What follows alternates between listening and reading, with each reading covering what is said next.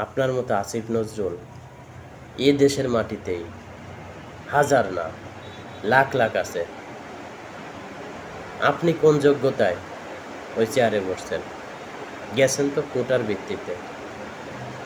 এদেশে আপনার অবদান কি? মানে কার চুল ছিঁড়ছেন? মাননীয় উপদেষ্টা ডক্টর আসিফ নজরুল, আপনি সুস্থ আছেন তো,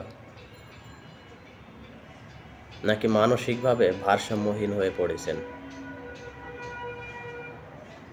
এই আপনি 2017 সালে সাকিব আল হাসানকে নিয়ে স্ট্যাটাস দিয়েছিলেন, যেটা এখনও আপনার টাইম লাইনে আছে।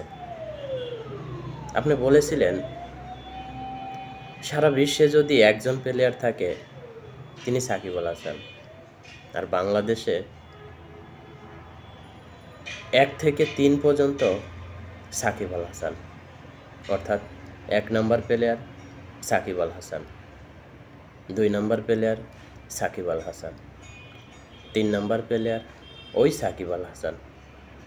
বাকি যারা আছে এরপর থেকে যথাক্রমে 4, 5, 6, 7 এভাবে।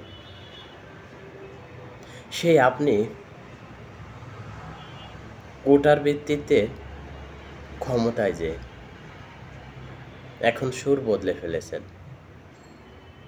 এখন বলছেন সাকিব আল হাসান দেশের জন্য কি করেছেন।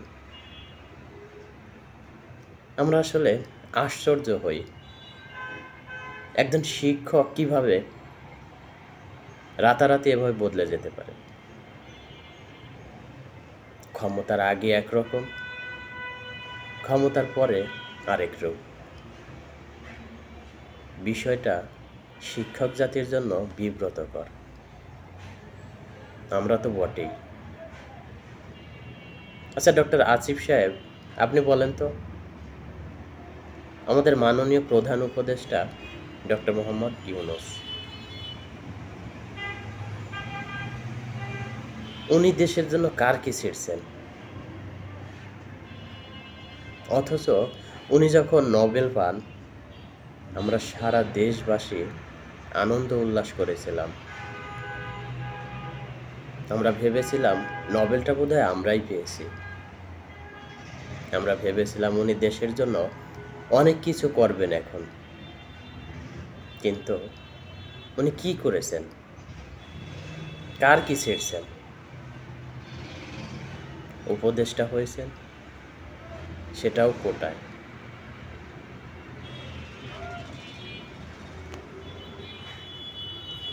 আপনার আসলে সবাই ওই একই। ক্ষমতার আগে আমরা যারা সাধারণ মানুষ আছি তাদের মন পাওয়ার জন্য, সাপোর্ট পাওয়ার জন্য, সিম্প্যাথি পাওয়ার জন্য এক ধরনের কথা বলেন।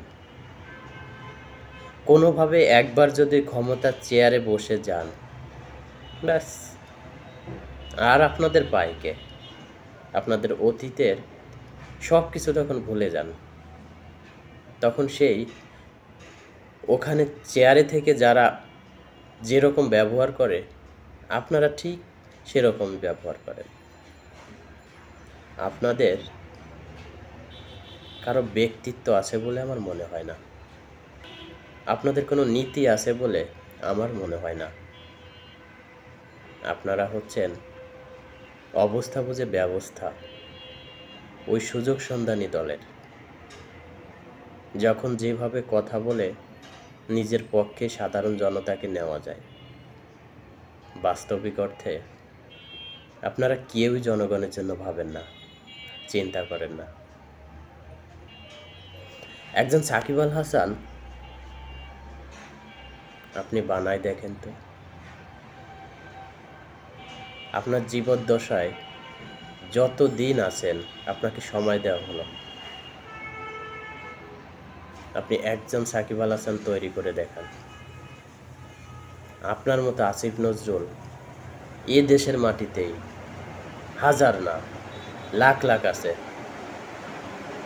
আপনি কোন যোগ্যতায় ওই চেয়ারে বসছেন? গেছেন তো কোটার ভিত্তিতে। এদেশে আপনার অবদান কি? মানে কার চুল ছিঁড়ছেন?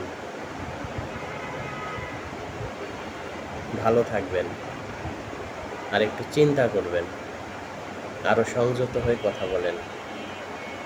ভুলে যান না, আপনি যেখানে বসেছেন ওটা জনগণের ম্যান্ডেট না। সুতরাং যা বলবেন সাবধানে, সংযত হয়ে।